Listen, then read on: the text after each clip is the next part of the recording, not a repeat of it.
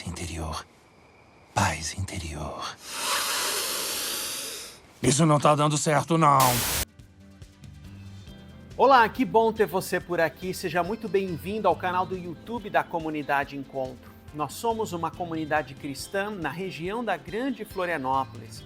Em nosso DNA está a relevância com a cultura e a integridade com a palavra de Deus. Não conhece a nossa comunidade? Eu te convido a visitar o nosso Instagram, @encontrocomunidade. E lá você encontra mais informações sobre quem somos e também por tudo o que acontece por aqui no contexto da nossa comunidade. Pois bem, a nossa proposta para o mês de março é refletirmos nessa série chamada Você é o que você ama. Este é um convite para olharmos para as nossas vidas e principalmente para o nosso coração. O coração, na sabedoria bíblica, não é um mero órgão para bombar sangue no corpo. Não, é o centro da vida, é o centro das decisões, é o centro do discernimento nas nossas histórias. Cuidar do coração é cuidar também da vida como um todo. E a temática que eu gostaria de conversar com vocês hoje é essa: o preço de ser você. Como assim? Olhando para essa arte, o que mais me chama a atenção é essa simbologia do coração com costuras e remendos. Não sei o quanto você se identifica com isso. Muitas vezes a nossa vida ela parece como um tecido rasgado, cheio de costuras, remendos, marcados por perdas, frustrações, culpas, feridas, decepções. Ontem, por exemplo, seria o aniversário do meu avô, já falecido. Em outros tempos, seria um dia de churrasco com a família. Hoje é um dia de saudade. O nosso coração carrega essas marcas e remendos. O nosso coração, de fato, possui marcas. Marcas que podem simplesmente ter chegado até nós, mas também marcas que podem ser frutos de nossas decisões que nós tomamos, caminhos que nós escolhemos, amores que nós abraçamos, marcas que eventualmente outras pessoas deixaram em nós, relacionamentos tóxicos, enfim. O nosso coração, de fato, possui costuras e remendos. Mas por que tem que ser assim?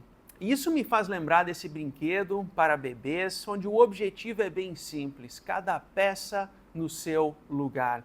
A peça em formato em estrela no molde de estrela, a peça em formato de quadrado no molde quadrado.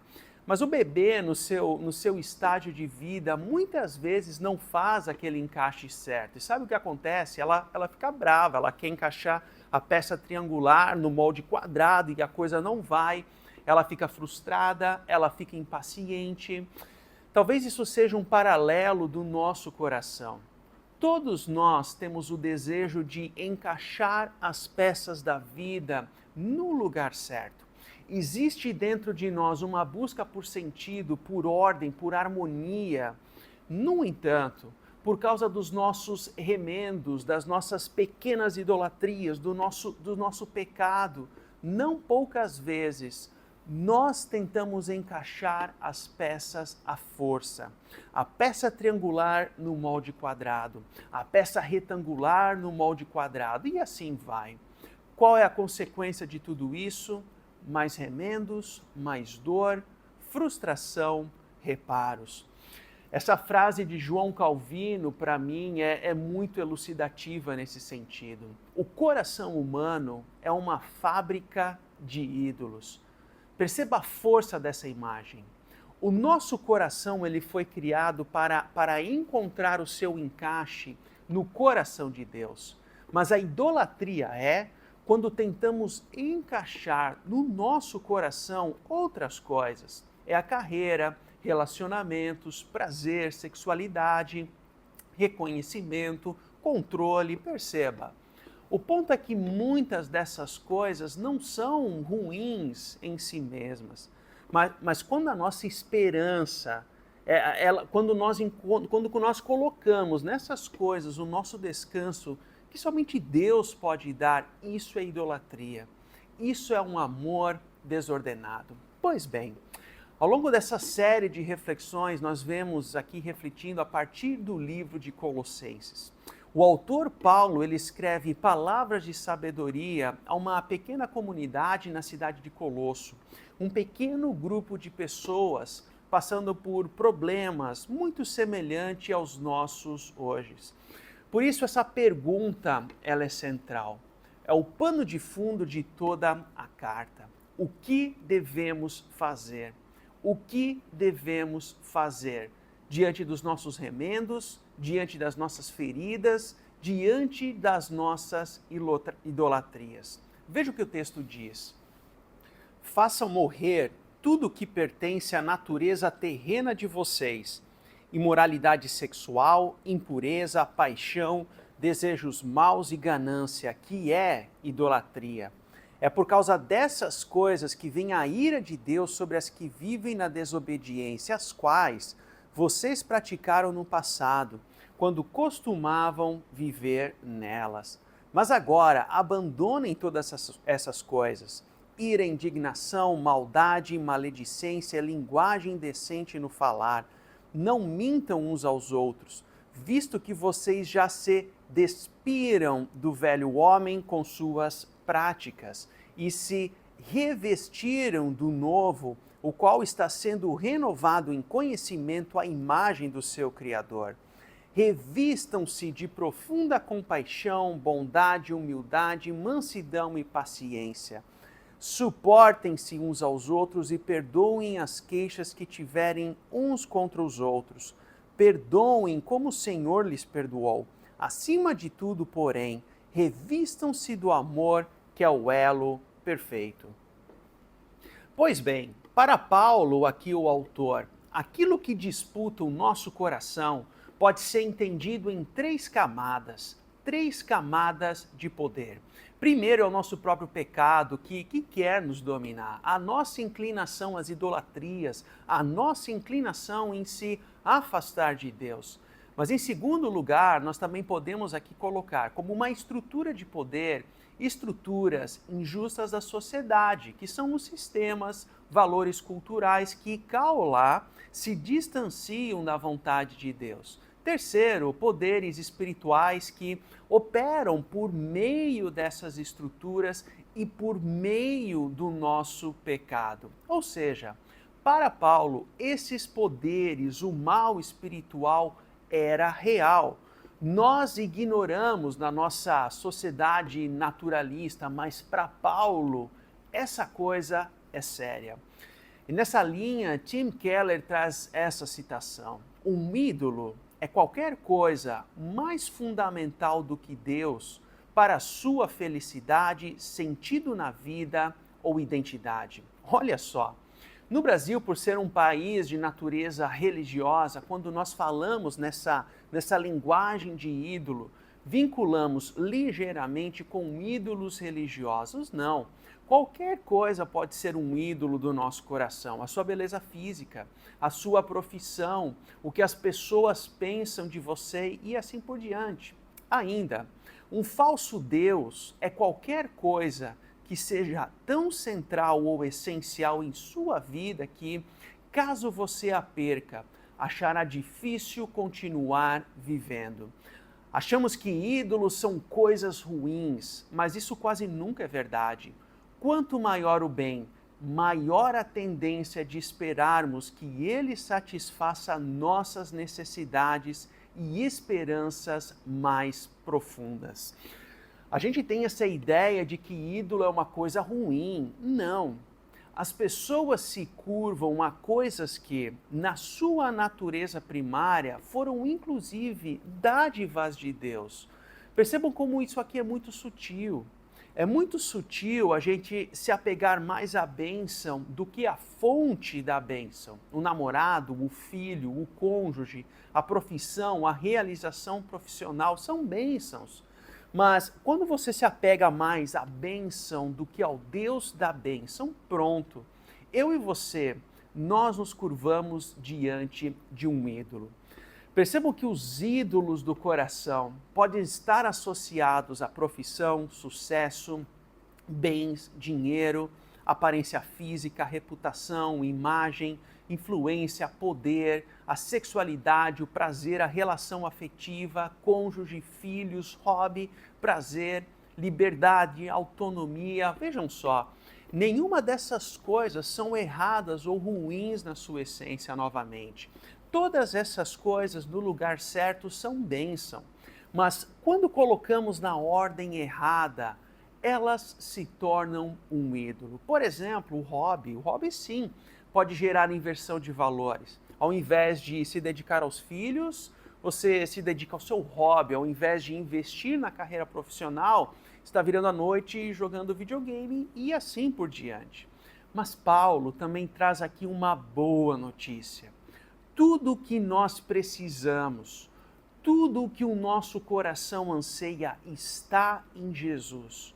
Para viver uma vida plena, para viver uma vida com sentido, para viver uma vida com ordem dos amores, tudo isso nós temos em Jesus.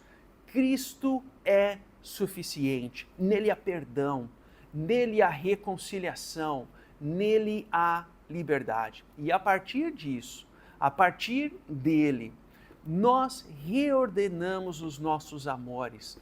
Colocamos cada peça no seu brinquedo, no seu devido lugar.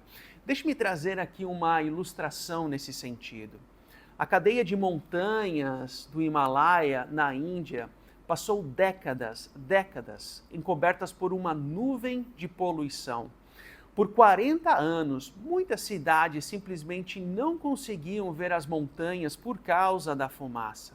Mas em 2020, com a quarentena do Covid, as fábricas pararam, os aviões deixaram de sobrevoar os céus, o ritmo das cidades diminuiu e depois de alguns dias, aquela nuvem de poluição ela começou a se dissipar e o Himalaia voltou a aparecer. As montanhas, elas podiam ser vistas a mais de 100 quilômetros de distância, algo que não acontecia havia décadas. Qual é a ponte que eu quero fazer aqui?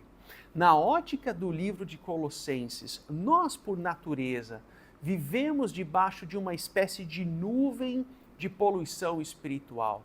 Nossos amores são desordenados, nossas buscas por significado desordenada, nossas idolatrias fazem com que o nosso coração seja desordenado. Tudo isso vai encobrindo a nossa visão. E então Deus, em sua graça, em seu amor, Ele dissipa essa idolatria do nosso coração, realinhando os nossos amores a partir dele. Ele age no nosso coração agitado, Ele reorganiza os nossos amores por causa do seu amor e cuidado para conosco. Mas voltando ao texto aqui, duas palavrinhas nos são importantes aqui: despir e revestir. Despir e revestir. Paulo usa essa linguagem como na troca de roupa, o que precisa ser tirado e o que precisa ser vestido no lugar. Primeiro, Paulo fala sobre o que precisa ser despido ou retirado. Ele fala de coisas como ira, indignação, maldade, linguagem no falar, mentira, enfim. É uma listagem de itens e práticas que nós precisamos retirar, abrir mão, mas ela não é finita. O que nós, nas nossas vidas, precisamos também nos despir? Quais ídolos ocupam o centro do nosso coração? Não basta apenas também tirar a roupa velha, é preciso vestir uma nova, e Paulo nos ajuda aqui nesse sentido. Por isso que ele apresenta uma outra listagem, aquilo que nós devemos revestir ou colocar nas nossas vidas: compaixão, bondade, humildade, mansidão, paciência, perdão. Perceba a lógica do Evangelho. A vida cristã não é meramente parar de fazer certas coisas, começar a fazer outras. Ela é, acima de tudo, uma nova forma de viver em Cristo. Uma nova identidade em Cristo com a qual assume novos valores. É viver a vida com os amores ordenados. James Smith, que escreveu um livro na mesma linha e temática da nossa série, para mim ele acerta na mosca quando ele faz essa afirmação. subestimamos completamente o poder do hábito e o poder deformador de práticas culturais. Já voltamos nesse ponto. Elas são capazes de moldar o coração e definir aquilo que amamos. Poder do hábito e o poder deformador de práticas culturais. Como assim?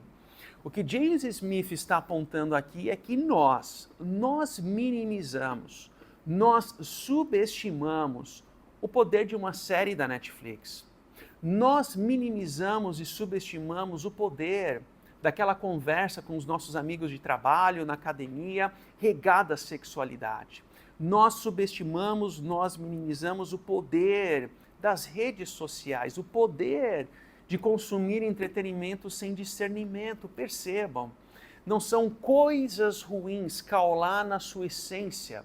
Jesus, ele não apenas morreu pelos nossos pecados visíveis, mas também pelos amores desordenados dos nossos corações. Por isso que eu quero sugerir aqui um exercício prático. Certa vez eu passei por um processo de discipulado e aconselhamento bíblico, e o exercício naquela oportunidade foi muito bom, e desde então eu uso o mesmo material também para os aconselhamentos no ministério pastoral. Vamos lá.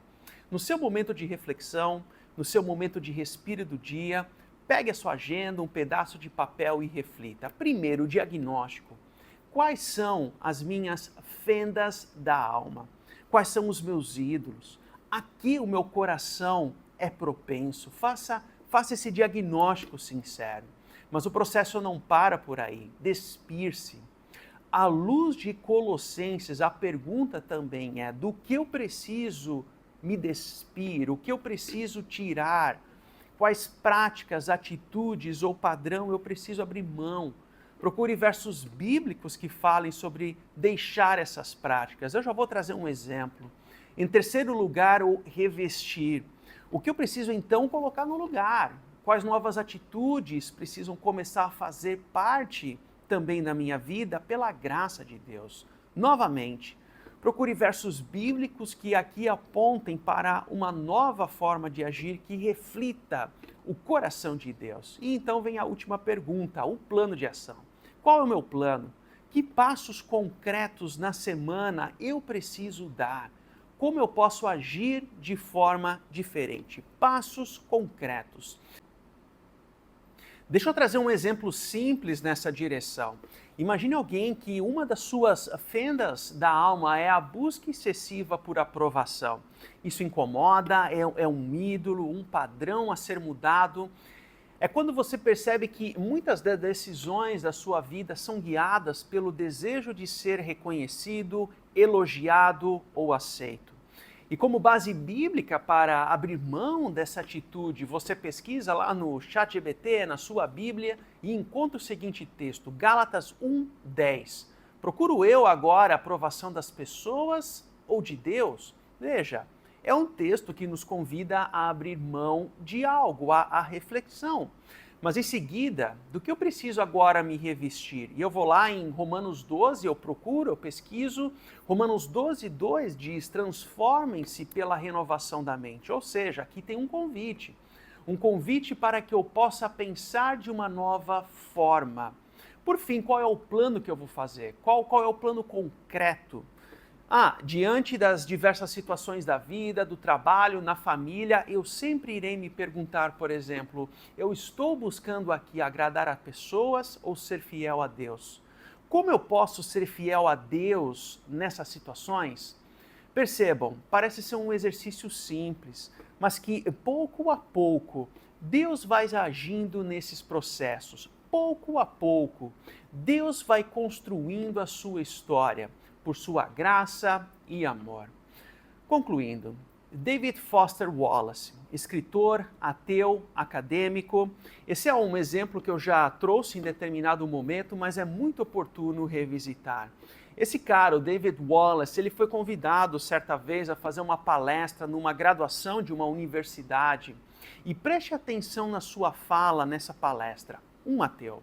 Se você adora o dinheiro ou coisas materiais, se essas coisas estão onde você encontra, o verdadeiro sentido para a vida, então você nunca terá o suficiente, nunca sentirá que tem o suficiente.